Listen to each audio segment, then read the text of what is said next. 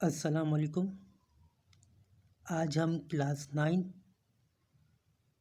Chapter number 1 physics Sindh board का है ये लेक्चर, लेकिन ये पाकिस्तान के तमाम सूबों में इंडिया के एजुकेशन सिस्टम में इन लेक्चर का आप यूज़ करके अपनी एजुकेशन को आसान कर सकते हैं, अपनी लर्निंग को।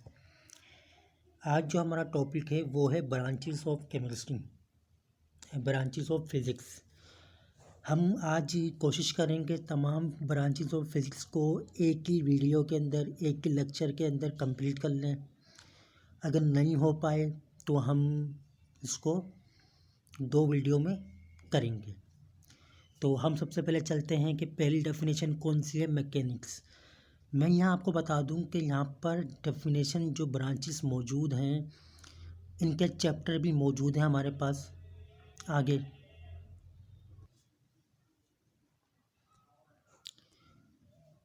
तो पहली डेफिनेशन है हमारे पास मैकेनिक्स। मैकेनिक्स क्या है? देखिए, मैकेनिक्स सिंपल मैकेनिक्स कहते हैं, याद रखिएगा। Motion plus cos of motion, इसका मुताला हम मैकेनिक्स में करते हैं।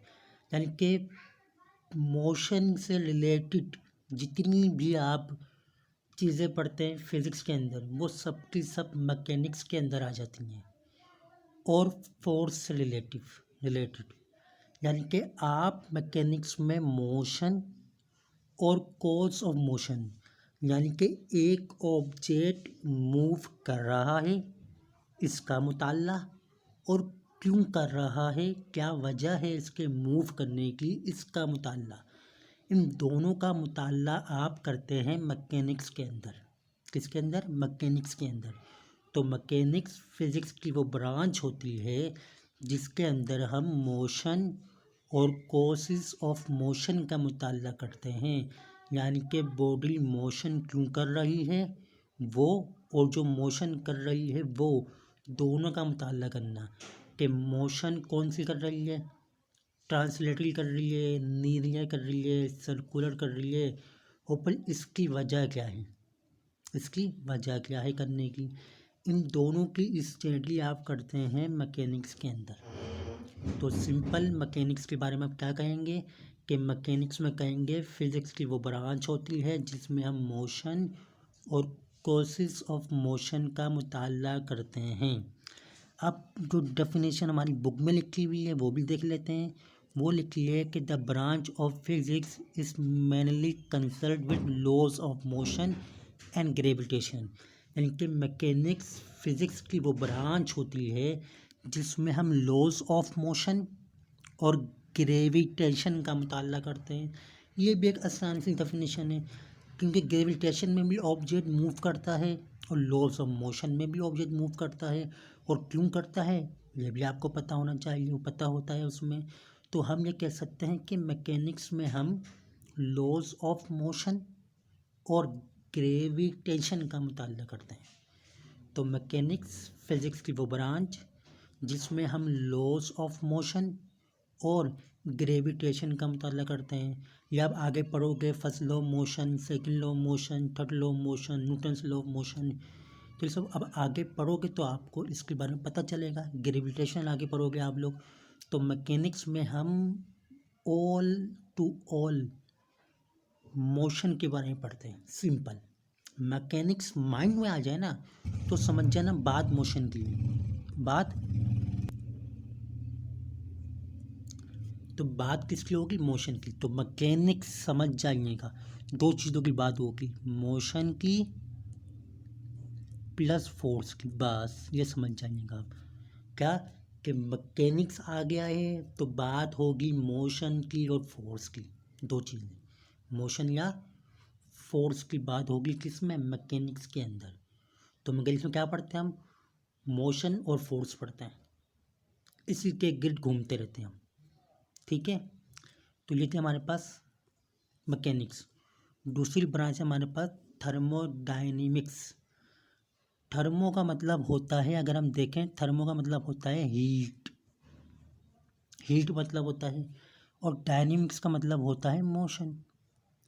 तो हीट का एक तरफ से दूसरी तरफ जाना, हीट का एक तरफ से दूसरी तरफ मूव करना, एक प्लेस से दूसरी तरफ दूसरी प्लेस में मूव करना, थर्मोडायनेमिक्स है।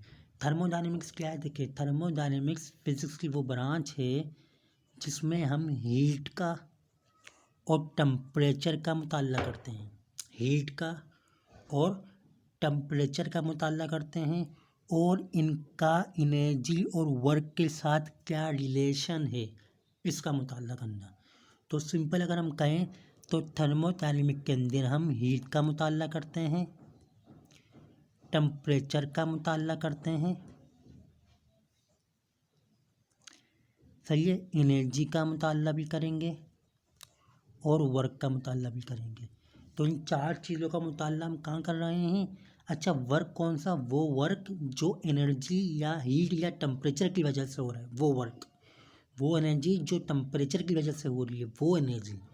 तो हम ये कहते हैं कि थर्मोडायनेमिक्स हीट और टेम्परेचर का मुताला करती है और इनका वर्क और एनर्जी के साथ क्या रिलेशन है, यानी कि टेम्परेचर को बढ़ाने से वर्क होगा तो कितना होगा, टेम्परेचर को कम करने से वर्क कम होगा तो कितना होगा, कौन से प्रोसेस हैं जिसमें अगर आप टेम्परेचर बढ़ा दें तो वर्क को कोई असर नहीं पड़ता, कौन सा प्रोसेस है जिसमें हम हीट बढ़ा दें तो एनर्जी को फ़र्क नहीं पड़ता।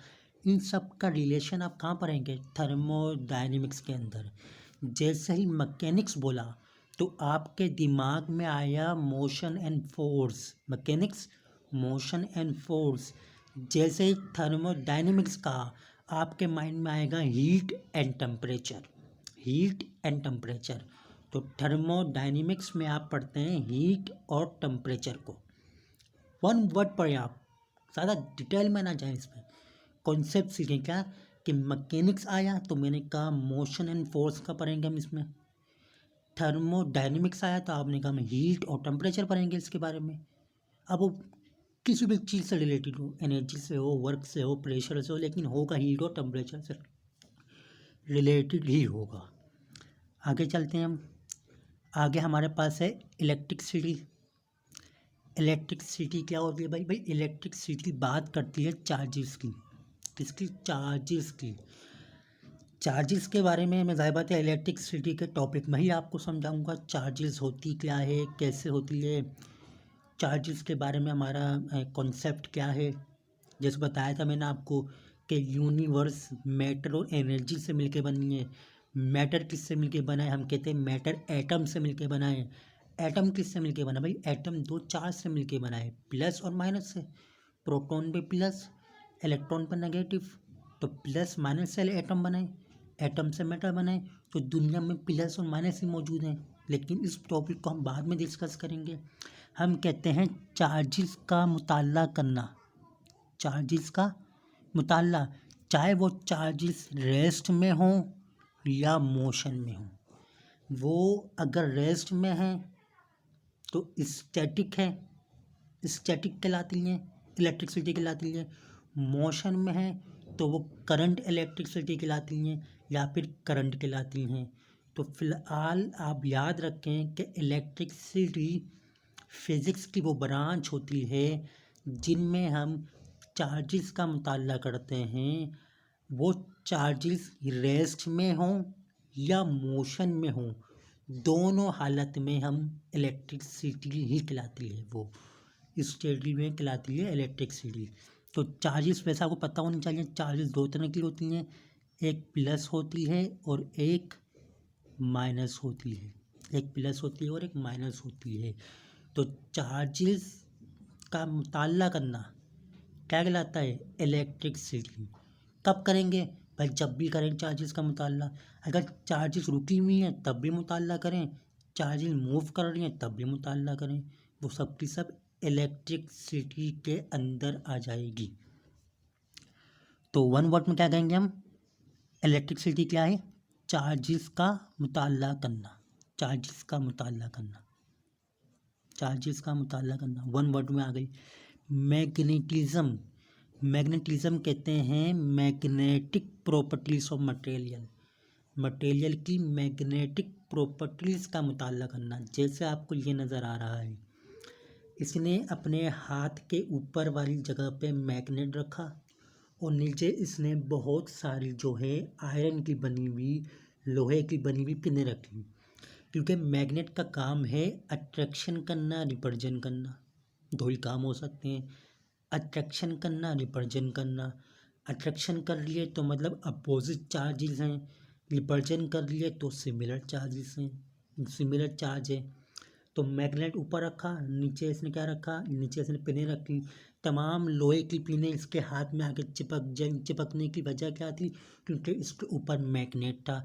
मैग्नेट को मूव कर दें, सारी पिनें वापस आगे ज़मीन पे गिर जाएंगी। तो मैग्नेट ने क्या किया, मैग्नेट ने इसको अट्रैक्ट किया। तो ये मैं क्या पढ़ा रहा हूँ आपको, ये मैं आपको मैग्नेटिज्म ही पढ़ा रहा हूँ कि ये मैग्नेट कर क्या रहा है, अट्रैक्शन कर रहा है, रिपल्जन कर रहा है। तो मैग्नेटिज्म कहते हैं magnetic properties of material, material के मैग्नेटिक प्रॉपर्टीज़ का मुताला करना। चार्जेस की प्रॉपर्टीज़ का मुताला करना, इलेक्ट्रिसिटी, मैग्नेटिक प्रॉपर्टीज़ का मुताला करना। तो क्या रहेगा, मैग्नेटिज्म। तो इसमें क्या पढ़ते हैं हम, इसमें हम पढ़ते हैं सब कुछ मैग्नेट के बारे में, जो कुछ रिलेटेड है मैग्नेट के बारे में, वो सब की सब मैग्नेटिज्म के अंदर आ जाती हैं। तो देखिए मैं आपको वन वर्ड में समझा रहा हूँ, आपको फ़ौरन माइंड में आ जाएगा। Mechanics, force and motion, thermodynamic, heat and temperature, electricity, charges, magnetism, magnet. जैसे ही मैग्नेट आया, उनका मैग्नेट आ गया तो मतलब क्या है, मैग्नेट की प्रॉपर्टीज़ का मुताला करना। चार्जेस आ गया, आपने कहा चार्जेस का मुताला करना, उसकी प्रॉपर्टीज़ का मुताला करना। कब करेंगे, जब भी करें, चाहे वो रेस्ट में हो चाहे वो मोशन में हो, लेकिन होगी क्या, मैग्नेटिज्म ही खिलाएगी, इलेक्ट्रिसिटी खिलाएगी। आगे चलते हैं हम, हमारे पास है एटॉमिक फिजिक्स। अच्छा, नाम में आपको समझ में आ गया, एटॉमिक फिजिक्स, फिजिक्स की वो ब्रांच जिसमें हम एटम का मुताला करें। वन वर्ड में क्या कहेंगे, एटम का मुताला करना। भाई एटम में क्या मुताला करेंगे, उसके स्ट्रक्चर का, उसकी कंपोजिशन का, उसकी प्रॉपर्टीज़ का मुताला करना। सब का सब कहाँ जाएगा, एटम में ही आ जाएगा। इलेक्ट्रॉन क्या कर रहा है, इलेक्ट्रॉन कैसे मूव करता है, एनर्जी कैसे ट्रांसफ़र होती है, एटम का स्ट्रक्चर कैसा होता है, एटम का बिहेवियर कैसा होता है, एटम किन चीज़ों से मिलके बना है, ये तमाम की तमाम चीज़ें कहाँ पढ़ेंगे आप, एटॉमिक फिजिक्स के अंदर। तो सिंपल एटॉमिक फिजिक्स क्या है, एटॉमिक फिजिक्स का मतलब है एटम का मुताला करना, स्टडी ऑफ एटम। क्या करें एटम में मुताला, भाई उसकी कंपोजिशन का करें, उसके स्ट्रक्चर का करें, उसकी प्रॉपर्टीज़ का करें, उसके बिहेवियर का करें, जो भी मुताला करें आप। अगर आप एटम का कर रहे हैं तो वो है एटॉमिक फिजिक्स, अगर आप एटम का कर रहे हैं तो वो एटॉमिक फिजिक्स है। तो एटॉमिक फिजिक्स, फिजिक्स की वो ब्रांच है जिसमें हम एटम का मुताला करते हैं, जिसमें हम एटम का मुताला करते हैं। आगे चलें, आगे हमारे पास है ऑप्टिक्स। फ़ौरन ऑप्टिक्स आए माइंड में, फ़ौरन कहेंगे लाइट। क्या कहेंगे फ़ौरन, लाइट। ऑप्टिक्स, लाइट, मतलब लाइट का मुताला करना, लाइट के बिहेवियर का, लाइट की प्रॉपर्टीज़ का, लाइट का पार्टिकल्स नेचर है या वेव नेचर है, लाइट जो है वो किस तरह वर्क करती है, लाइट के लॉज का मुताला करना, एवरीथिंग अबाउट लाइट। लाइट के बारे में जो कुछ पढ़ रहे हो आप, सब का सब ऑप्टिक्स में आता है। तो ऑप्टिक्स फिजिक्स है, ऑप्टिक्स फिजिक्स की ब्रांच है। ऑप्टिक फिजिक्स की वो ब्रांच है जिसमें आप लाइट का मुताला करते हैं, जिसमें आप लाइट का मुताला करते हैं। आपने देखा होगा, आप ग्लासेस लेने जाते हैं तो जब आप ग्लासेस लेने जाते हैं तो ग्लासेस में लिखा होता है ऑप्टिकल या ऑप्टिक्स। क्यों, क्योंकि ग्लासेस का ताल्लुक भी लाइट से होता है। किससे होता है, लाइट से होता है। तो जितना कुछ भी आप लाइट के बारे में पढ़ते हैं वो सब का सब ऑप्टिक्स कहलाता है। अब जरा देखें क्या लिखा हुआ है यहाँ पर, ये लिखा हुआ कि हमारे पास optics study physical aspect of light, light का एक्सपेक्ट का मुताला करती है, इसकी प्रॉपर्टीज़ का किसके, ऑप्टिकल इंस्ट्रूमेंट की मदद से। कॉनकेव लेंस हो गया, कॉन्वेक्स लेंस हो गया, माइक्रोस्कोप हो गया, कंपाउंड माइक्रोस्कोप हो गया, टेलीस्कोप हो गया, एस्ट्रोनॉमिकल स्कोप, तो बहुत सारा कुछ हो गया। तो आप स्टडी ऑफ लाइट कर रहे हैं, आप स्टडी ऑफ लाइट कर रहे हैं तो फ़ौरन कहेंगे ऑप्टिक्स। तो मैंने कहा ऑप्टिक्स, आपने कहा लाइट, मैंने कहा लाइट, आपने कहा ऑप्टिक्स। आगे चलते हैं। फिर है साउंड। क्या होगा साउंड? भाई साउंड कहते हैं साउंड वेव का मुताला करना, ख़त्म बात। साउंड वेव्स का मुताला करना। मुझे मालूम है आप कहीं ना कहीं कन्फ्यूजन हो जाएंगे, और लाइट क्या होती है, साउंड तो बताया नहीं सर ने, साउंड वेव क्या होते हैं। ये सब के सब टॉपिक हैं। साउंड वेव आप मैट्रिक में पढ़ेंगे, लाइट आप मैट्रिक में पढ़ेंगे, न्यूक्लियर फिजिक्स आप मैट्रिक में पढ़ेंगे, तो बहुत सारे होते हैं। मैकेनिक्स आप 9th क्लास में पढ़ेंगे, तो बहुत चीज़ें हम 9 में पढ़ेंगे, तो हम आपको 9 में समझा देंगे। तो यहाँ से मैं आपको ब्रांचेस बता रहा हूँ फिजिक्स की होती कौन सी कहीं। तो जैसे कि कहा साउंड फिजिक्स क्या है, आपने कहा साउंड वो फिजिक्स है जिसमें साउंड वेव्स का मुताला करते हैं। क्या करेंगे साउंड वेव्स में? भाई वही इसकी प्रॉपर्टीज़ का मुताला, इसकी कंपोजिशन का मुताला, इसकी यूजेस का मुताला, एप्लीकेशंस का मुताला, इसकी प्रोटेक्शन यानी कैसे प्रोड्यूस होते हैं साउंड वेव्स, इसका मुताला करना।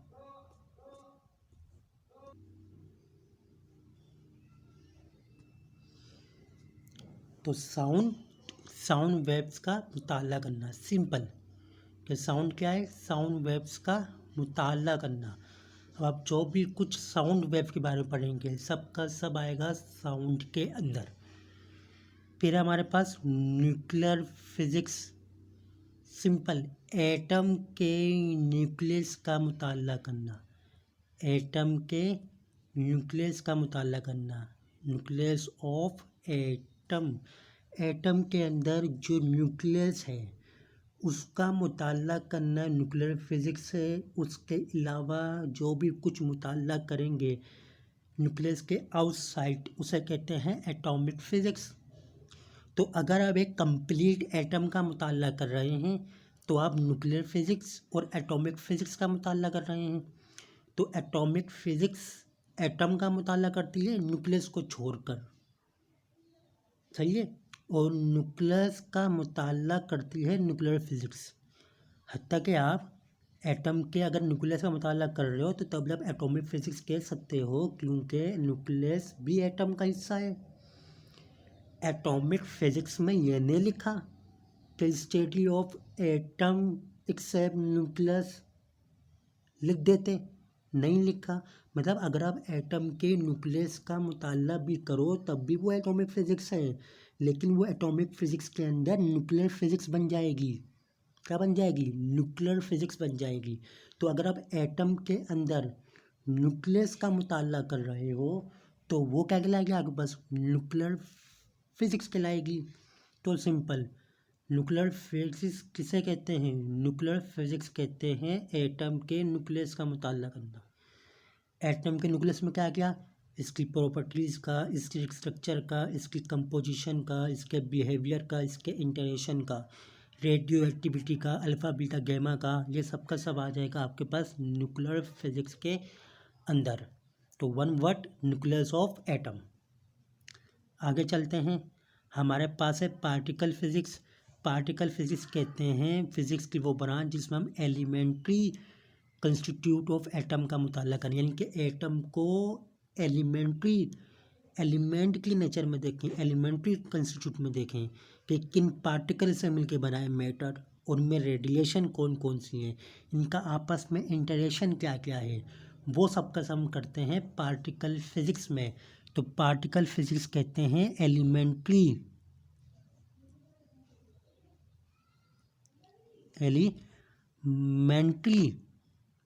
स्टेटी of matter, elementary study of matter कह सकते हैं। पार्टिकल फिजिक्स कहते हैं पार्टिकल्स का मुताला करना, एटम्स के, मैटर के पार्टिकल नेचर का मुताला करना। हम मैटर को एटम की शक्ल में देखते हैं, हम मैटर को मॉलिक्यूल की शक्ल में देखते हैं, लेकिन जब आप एटम को यानी कि मैटर को जब आप पार्टिकल की शक्ल में देखेंगे तो वो पार्टिकल फिजिक्स कहलाएगी। क्या कहलाएगी? पार्टिकल फिजिक्स कहलाएगी। आगे चलें, एस्ट्रोफिज़िक्स।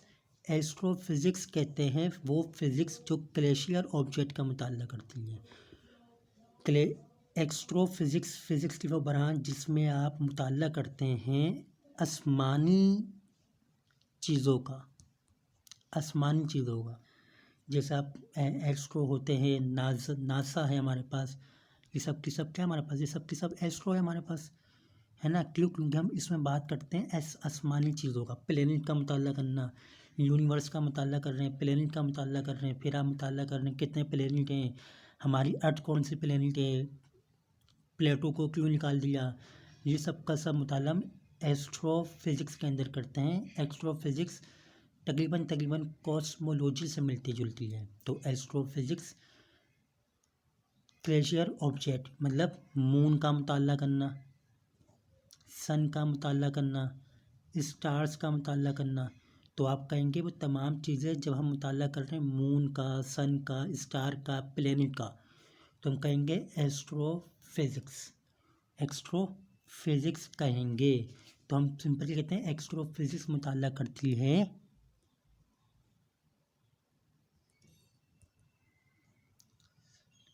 सेलेशियस ऑब्जेक्ट का।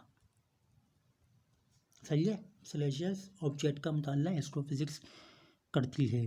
पहले प्लाज्मा फिज़िक्स, आपको पता है प्लाज्मा फिज़िक्स कहते हैं जो मैटर की फोर्थ स्टेट का मुताला करती है। Fourth state of matter, matter की जो फोर्थ स्टेट है हमारे पास प्लाज्मा, उसका मुताला करना हमारे पास प्लाज्मा कहलाता है।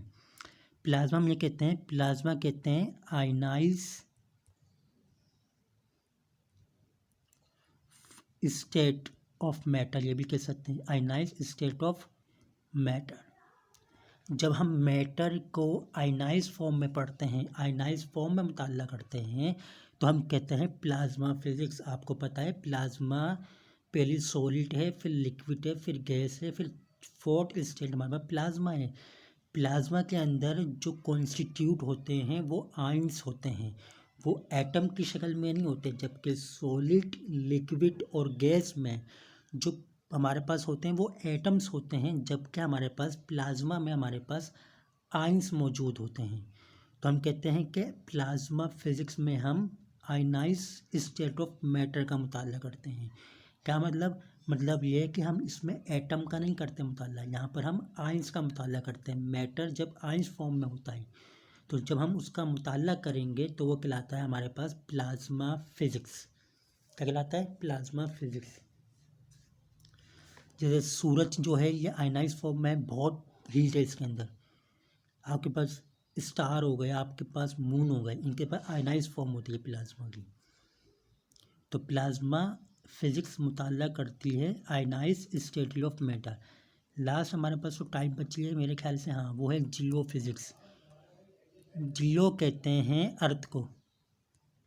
तो बस याद रखिए का अर्थ के इंटरनल स्ट्रक्चर का मुताला करना, अर्थ का इंटरनल स्ट्रक्चर का मुताला करना जियो फिज़िक्स कहलाती है। जियो फिज़िक्स फिज़िक्स की वो ब्रांच जिसमें हम इंटरनल स्ट्रक्चर का मुताला करें। किसके इंटरनल स्ट्रक्चर का? अर्थ के, क्योंकि जियो कहते हैं अर्थ को। तो जियो फिज़िक्स मुताला करती है इंटरनल स्ट्रक्चर ऑफ अर्थ का, इंटरनल स्ट्रक्चर ऑफ अर्थ का।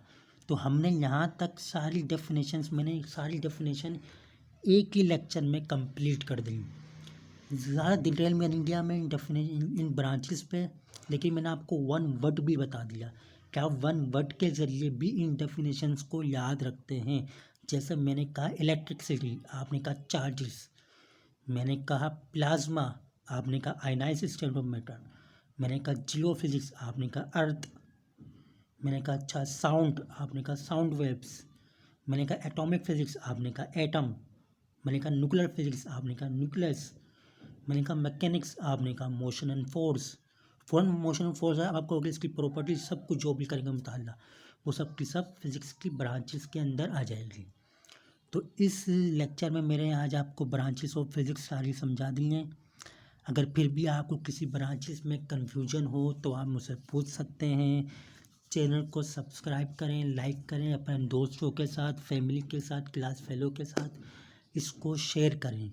और कोई भी सवाल हो तो वो कमेंट बॉक्स में मुझसे पूछ सकते हैं। किसी लेक्चर पे वीडियो चाहिए तो वो भी आपको बहुत जल्द मिल जाएगी। तो मेरे चैनल को सब्सक्राइब लाजमी करिएगा। Thank you.